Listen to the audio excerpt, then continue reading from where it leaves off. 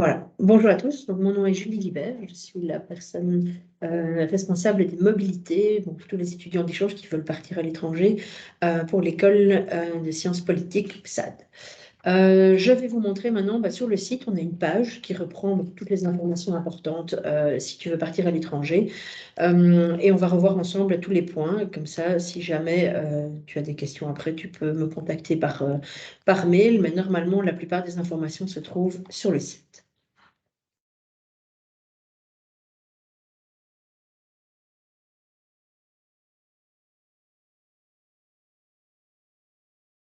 Voilà. Donc, quand tu vas sur le moteur de recherche, par exemple Google, tu tapes PSAD et voici la page de notre école de sciences politiques et sociales.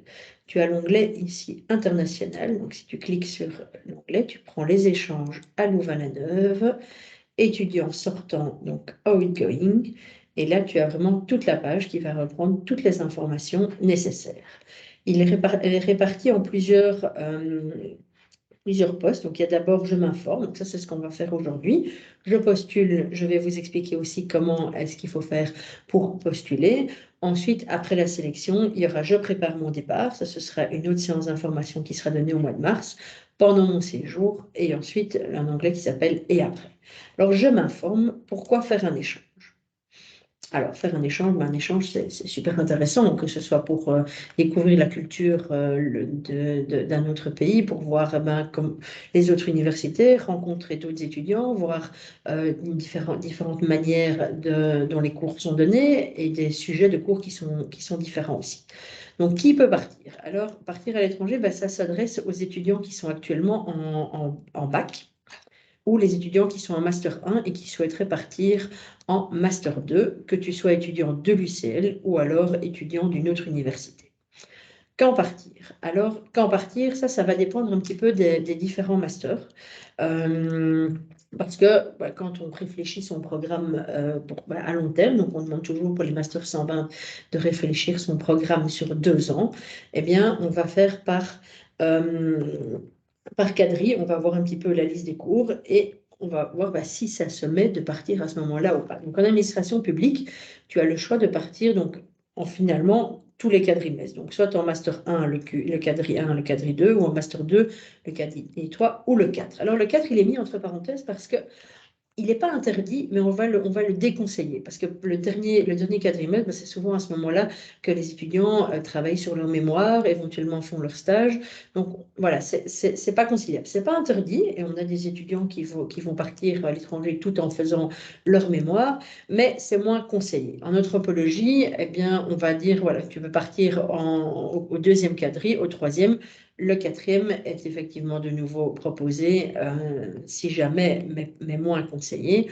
En SPOL, en SPRI, tu peux partir aussi quand tu veux. En sociologie, alors ici, il a encore noté que tu veux partir en Q1, Q2, Q3 ou 4. À partir de l'année prochaine, ce ne sera possible plus que pour le Q3 et le Q4. Donc, on doit supprimer le 1 et 2 sur le site. Et en sciences de la population, là, c'est uniquement au Q1 du Master 2. Alors, les différents accords que l'UCL a avec les universités partout dans le monde ont simplement des noms différents suivant leur destination. Les Erasmus Belgica, comme son nom le dit, ce sont pour tous les échanges en Belgique. Donc, on a des étudiants qui partent à Leuven, à Gand, à Anvers. On a les Erasmus, donc le contrat va s'appeler juste Erasmus, ce sont tous les échanges que nous avons avec les pays et les universités en Europe. Et alors, pour les étudiants, enfin pour les universités d'échange qui sont hors Union européenne, ça s'appelle le Mercator. Ensuite, dans l'onglet, tu vas pouvoir voir ici les destinations. On y reviendra un petit peu plus loin en détail. Quel programme? Alors, le programme à suivre à l'étranger, ça va être en fait comme pour un quadrimestre à l'UCL. On va te demander de prendre 30 crédits.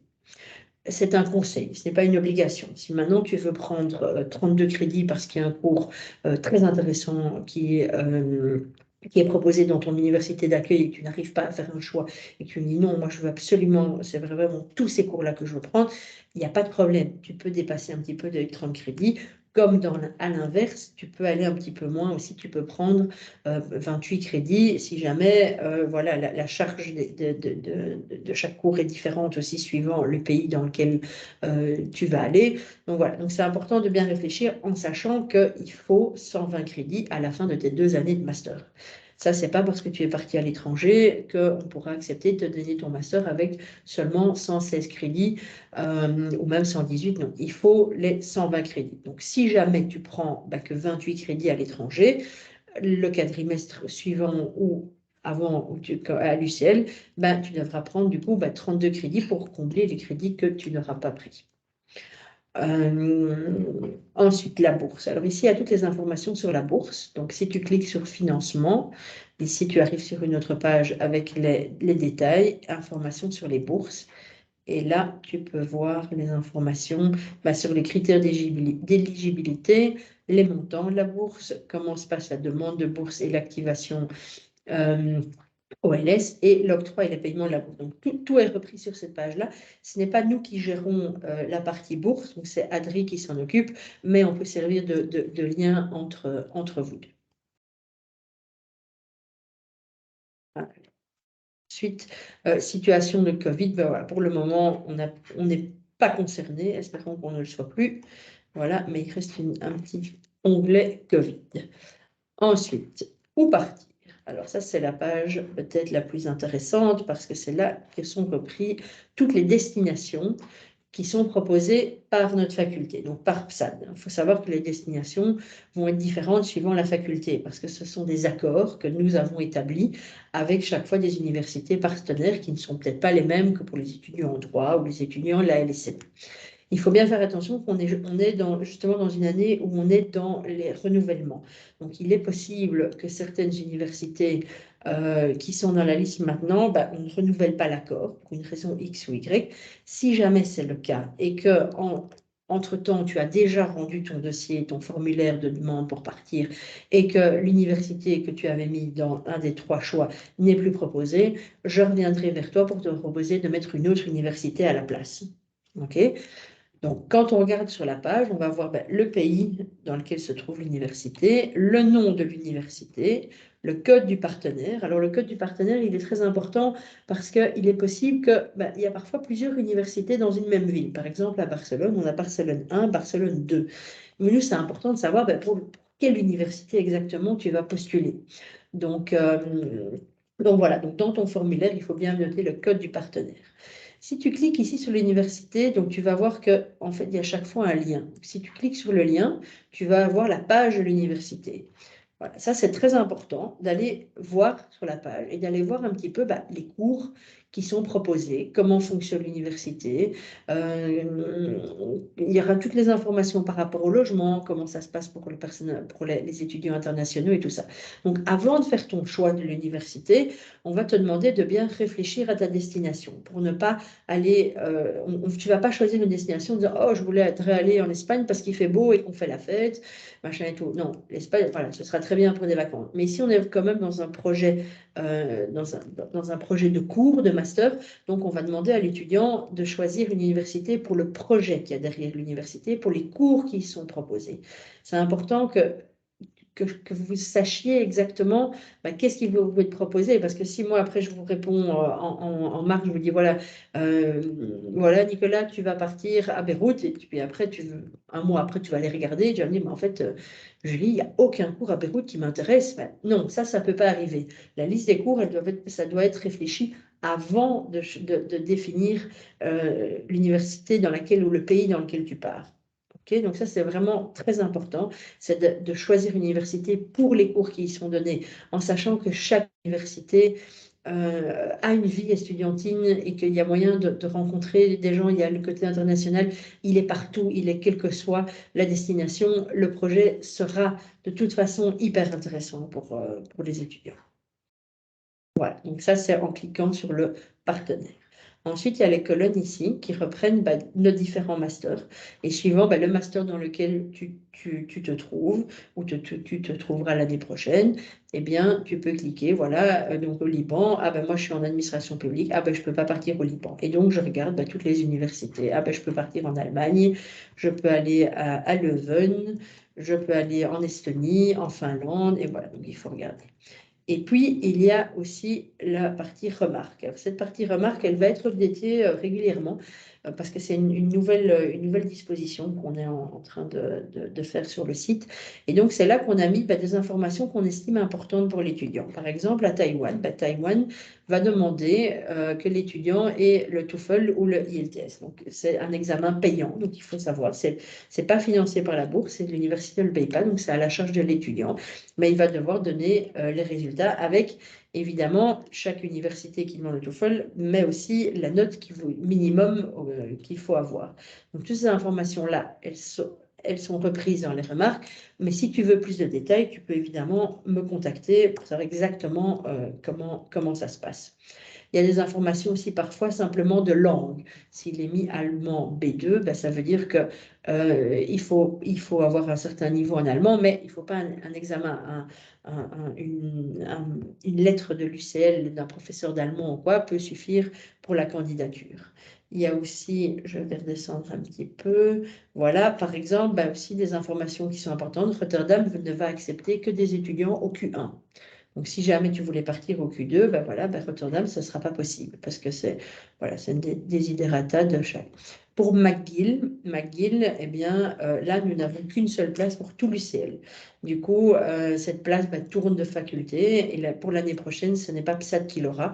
Donc, ça ne sert à rien de demander McGill cette année-ci. C'est griller un de tes choix parce que de toute façon, nous n'aurons malheureusement personne qui pourra partir à ce moment-là. Toronto, important à savoir aussi, Toronto, c'est un concours. Donc, le nombre de places est limité et malheureusement, il donne les sélections assez tard. On a eu le cas cette année d'un étudiant qui a appris seulement la semaine passée qu'il ne pouvait pas partir à Toronto. Pourtant, tout avait été fait, les démarches, les TOEFL, tout avait été rempli. Mais malheureusement, Toronto a estimé que les notes qu'il avait obtenues, comparées aux notes des autres, n'étaient pas suffisantes. Et pourtant, il avait des très bonnes notes. Mais voilà, donc ça, c'est important aussi à savoir avant de choisir. Il peut être mis aussi, par exemple, co-additionnel ou alors administrative cost 130 €. Certaines universités peuvent demander, quand tu arrives, une participation financière. Ça n'a rien à voir avec les frais d'inscription. Les frais d'inscription, tu ne dois pas les payer, ils sont pris en charge par l'UCL. Mais par contre, ça peut être des coûts pour des photocopies, des syllabus, du matériel qui va être utilisé en cours ou des choses comme ça. Donc, voilà, donc ça, c'est possible. Là, quand on le sait, parfois on ne le sait pas, mais quand on le sait, on indique, attention, il peut y avoir des coûts additionnels dans certaines universités. Voilà. Donc ça, c'était pour la partie destination ou partir. Ensuite, nous avons le calendrier de sélection. Ça, c'est très important aujourd'hui parce que ça va être, voilà, toute l'année jusqu'au départ va être planifiée. Dans le sens que voilà, on a la séance information qui est aujourd'hui. Tu dois rendre ton dossier de candidature pour le vendredi 16 décembre. Donc ça, je vais t'expliquer un petit peu plus loin comment ça se passe. Mais ce dossier doit être rendu complet pour cette date-là. Ensuite, nous allons nous réunir avec les responsables de programme pour attribuer les destinations à chaque étudiant. Et pour le vendredi 17 février, là, j'enverrai un mail avec tous les étudiants avec une sélection provisoire. Alors, j'expliquerai un petit peu plus loin pourquoi la sélection est provisoire et pas encore définitive. Voilà, ça dépend par rapport au nombre de crédits qui seront acquis, mais je rentrerai dans les détails un peu plus loin. Ensuite, le lundi 20 mars, il y aura la séance information, donc c'est comme la séance qu'il y a eu aujourd'hui, mais avec toutes les informations plus pratiques sur votre départ, parce que là, vous connaîtrez votre destination, et donc vous saurez exactement, voilà, je vous expliquerai exactement ce qu'il faut faire après. Ce ne sera pas encore une sélection définitive, mais c'est quand même toute une démarche administrative qu'il faut faire avant de partir, avant d'avoir la sélection définitive. Et ensuite, la sélection définitive, ce sera quelques jours après la délibération de la session de 2 jours. Donc voilà, maintenant les dates importantes, c'est le vendredi 16 décembre à minuit. Pour cette date-là, il faut avoir remis son dossier de candidature. Ensuite, le témoignage par destination. Alors ça, c'est très, très utile aussi parce que ça va reprendre en fait tous les témoignages des étudiants qui sont partis en Erasmus, mais quelle que soit la faculté. Donc on a des étudiants de droit, de l'ASM, d'agro. Donc tous les étudiants, on demande et on vous demandera à vous aussi, tous les étudiants qui sont partis, ben, quand ils reviennent, ils font un petit rapport sur l'université, sur comment ça s'est passé. Donc on peut faire mettre le filtre. Par exemple, ici en ville, non pas en ville, on va aller dans un pays, on va prendre par exemple l'Espagne. Là, on va rechercher. Voilà. Et donc ici, on a chaque fois dans quelle université en Espagne l'étudiant a été, dans quelle faculté l'étudiant étudie à l'UCL, quand est-ce qu'il est parti et de quel quadrimestre c'était. Donc on va prendre par exemple ici l'étudiant ESPO PSAD, donc on va cliquer sur le chiffre.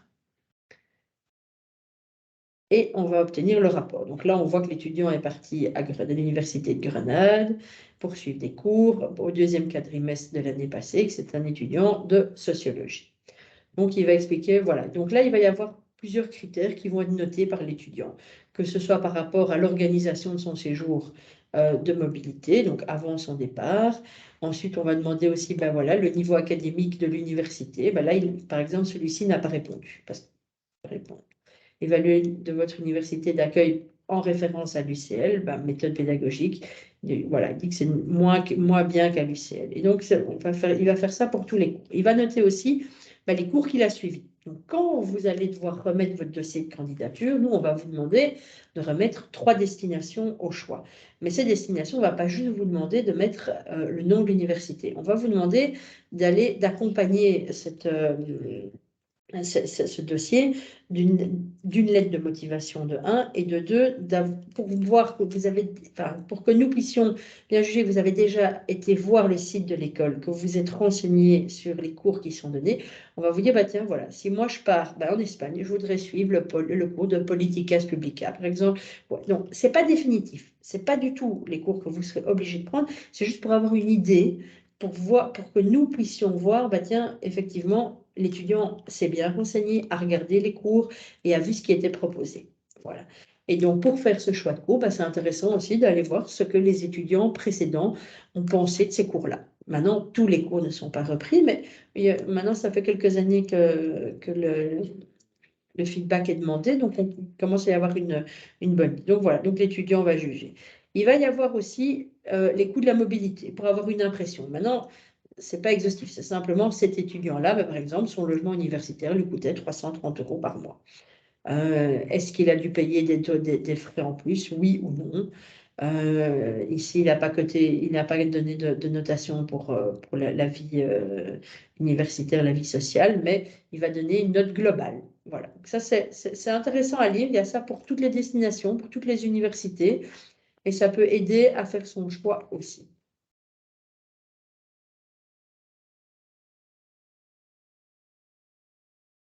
Donc ça, c'était pour les témoignages bonus. Ensuite, maintenant, on va aller dans la partie «Je postule». Alors, pour la partie «Je postule», il va falloir rendre un dossier. Donc, le dossier, il est là, pardon. D'abord, on va parler de la procédure de sélection. Alors, la procédure de sélection, pour que nous puissions prendre en considération ton dossier, on va d'abord te demander que ton dossier soit complet. Il va devoir y avoir aussi tes résultats obtenus pendant tes années de bac et ou de master, si tu as déjà fini ou si tu peux nous mettre tes notes de juin de l'année passée et précédemment. Pour la sélection, il faut savoir que nous regarderons aussi les notes obtenues en janvier. Donc toi, tu ne sais pas encore les mettre parce que tu dois rendre ton dossier pour le mois de décembre, mais moi j'irai rechercher les notes de chacun et donc dans la balance, il y aura aussi les notes obtenues lors de la session de janvier. Ensuite, la motivation, de la motivation et du projet du programme des cours. Donc ça, c'est ce que j'expliquais juste avant. On va vous demander de faire une petite lettre de motivation de pourquoi vous voulez partir, ainsi que pour chaque université de déjà établir un programme de cours. À titre informatif, on ne vous obligera pas à prendre ces cours-là par après. On sait très bien que le choix des cours, il va encore se peaufiner au fur et à mesure de la préparation de l'échange, mais qui peut aussi encore changer après. Quand tu es sur place, il est possible que tu aies un conflit horaire, que tu te rendes compte qu'un cours un cours que tu avais choisi, ben, les étudiants sont beaucoup plus avancés, ou alors tu vas dire, ben non, moi j'ai déjà vu tout ça, ça ne m'intéresse pas d'aller revoir la même chose. Ok, donc ça, il y a encore pendant un mois après la date de ton arrivée, tu as encore la possibilité de modifier ton choix, le choix de ton cours. Il faut savoir que le choix des cours, il est, il est approuvé par le responsable du programme. Donc, c'est lui qui va dire s'il est d'accord ou pas. Parfois, il peut va revenir vers toi en disant tiens, pourquoi est-ce que tu veux prendre ce cours-là? C'est bizarre. Et donc, à toi de simplement justifier, d'expliquer pourquoi tu veux prendre ce cours-là. Ça peut être en rapport avec ton mémoire ou quoi que ce soit. Nous, il n'y a pas de problème. Mais il faut simplement que ce soit pensé et réfléchi. Autre point aussi important, ça va être le nombre de places disponibles dans l'université d'accueil. Parce que, voilà, généralement, on a parfois une place, parfois deux, parfois trois, rarement quatre, pour quelques universités, mais très peu. Donc, évidemment, on va voir ce qui a été demandé et puis le nombre de places qu'on peut proposer. Les places seront attribuées surtout en fonction de la moyenne obtenue, la moyenne de l'étudiant. Alors, chose aussi qu'on va prendre en considération, c'est les connaissances linguistiques du candidat. Donc, si jamais tu pars au Portugal et que tu connais déjà le portugais, ben, ça peut être un plus aussi. Si jamais on hésite entre voilà, deux étudiants qui partent au Portugal qui ont exactement la même moyenne, le même profil, ben, peut-être que c'est la connaissance de la langue qui pourra faire la différence. OK. Point important, l'étudiant doit avoir présenté et réussi tous les examens du Q1. Donc il faut les avoir présentés, on insiste bien. Donc il n'est pas question de dire, tiens, ah ben, en fait, cet examen-là, je ne le passe pas parce que je ne le sens pas. Quoi que ce soit. Non, il faut avoir réussi à présenter tous les examens du Q1. Et la sélection sera ensuite confirmée après la session de juin. Les critères de sélection, le plus important, ça va être l'acquisition des 55 crédits. Donc, pour pouvoir partir, il faut avoir minimum 55 crédits en juin, avoir présenté donc tous les examens et la première partie du mémoire inclus. Il y a beaucoup d'étudiants qui oublient cette partie-là. Le mémoire fait partie, est dans la liste des cours, fait partie des cours. Il faut absolument l'avoir présenté aussi. Si jamais on a décidé, voilà, tu as obtenu 55 crédits en juin, il y a un cours auquel que tu as échoué, on va te demander de représenter cet examen lors de la seconde session de septembre. Ça, c'est important aussi. Ensuite, la composition du dossier de candidature. Donc, il y a le formulaire à compléter, je te montrerai après exactement à quoi il ressemble. Et ici, ce sont les trois choix que tu dois faire. Donc, le choix numéro 1, ça va être ton premier choix, ton deuxième choix, ton troisième choix. Ensuite, quand la présélection définitive va être confirmée après les délibérations de juin.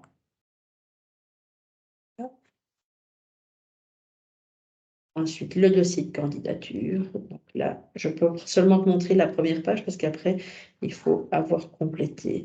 Mais donc là, on va te demander ton nom, ton prénom, la date de naissance, ton lieu de naissance, nationalité, donc toutes tes informations. Ensuite, ton année d'études actuelle, ce que tu prévois de faire comme master l'année prochaine, ou alors si tu es déjà en master PSAT, ta deuxième année de master. Ensuite, il va y avoir le point destination. Alors, attends, on va peut-être quand même essayer. Je vais le compléter. Pour voir si on peut aller à la page destination.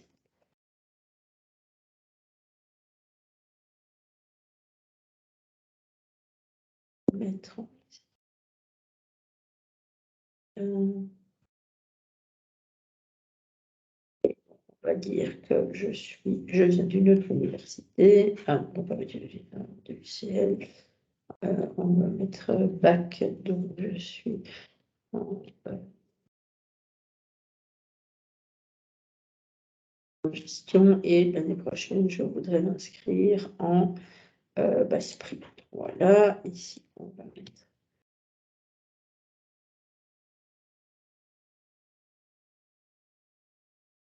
destination. Ah mince, il me demande un NOMA. Non, mais malheureusement, je ne pouvais pas le faire parce que je n'ai pas de NOMA. Donc voilà, tant pis. Mais donc, il y avait un petit peu comment il fallait compléter. Après, il y a destination. Et puis, la troisième, je pense qu'en troisième page, il faudra mettre toutes les pièces jointes. Dans les pièces jointes, c'est renseigné au-dessus. Ici, dans les pièces jointes, tu vas devoir mettre une photo, une copie du diplôme du premier cycle avec les annexes, les certificats de notes et alors la proposition de cours pour le partenaire de ton premier choix. Bien attention de ne pas soumettre le formulaire si celui-ci n'est pas complet. Et voilà. Ensuite, hop, si je suis sélectionnée, eh bien, voilà, là, il y aura une to-do list. Et donc, il y aura aussi des étapes pour m'expliquer le système informatique avec lequel on travaille pour encoder les cours et tout ça. Et tout ça, ce sera expliqué lors de la séance qui aura lieu au mois de mars. Donc voilà, j'espère. Alors, ce que tu peux faire aussi déjà, donc sur cette liste, il y a plein d'informations. Tu peux encore aller voir, je prépare mon départ, donc le maîtrise à langue, j'ai encore mes cours d'immobilier, toutes les informations sur la bourse. Donc tu peux déjà un petit peu te promener sur le site et aller voir tous les points qui peuvent t'intéresser en pratique aussi. Par exemple, c'est intéressant, voilà, le logement, voilà, très important, le logement, j'ai oublié de le mentionner, mais on a, pour le moment, il y a beaucoup de soucis de logement en Italie, dans le sens que la demande est beaucoup plus importante que l'offre. Donc, on a plusieurs étudiants, malheureusement, cette année, on a 2 étudiants qui ont dû revenir, qui étaient partis à Bologne et qui ont dû revenir parce qu'ils n'avaient pas trouvé de logement. Donc ça, c'est vraiment quelque chose auquel il faut faire attention. Il y a moyen d'avoir les informations par rapport au logement sur les rapports des étudiants que les étudiants ont fait, qui rapportent sur leur destination. Il y a un onglet logement, il y a moyen d'aller voir l'information là. Ou alors vous pouvez contacter sur le site de l'université. Il y a toujours une partie accommodation, vous pouvez cliquer là-dessus. Il y a une adresse mail, éventuellement déjà vous renseigner, demander à l'université comment ça fonctionne. Certaines universités ont des logements sur place pour les étudiants d'échange, d'autres n'ont rien et vous demandent de vous organiser. Donc ça, c'est important de se renseigner. Et dès que vous êtes sélectionné, enfin même présélectionné, dès que je vous dis, voilà, c'est bon, tu pars, eh bien, mettons, à Bologne, il faut directement commencer à chercher un logement. Il ne faut pas attendre un mois avant parce que sinon, ce sera trop tard. On a aussi toutes les informations ici sur le coût de la vie sur place. Ça, c'est aussi repris dans les fiches feedback des étudiants qui sont partis, au point de vue des assurances, la reconnaissance des cours, la conversion des notes. Enfin, tout ça est expliqué plus en détail lors de la 2e séance info après la présélection. Mais voilà. Donc, j'espère avoir été claire. Si jamais tu as des questions, quoi que ce soit, tu peux m'envoyer un mail. Donc, mon nom, c'est Julie Glibert. Je pense que sur la page, ici, il y a mes coordonnées. Non, est-ce qu'ils sont? C'est bizarre. Sur la page internationale. Non.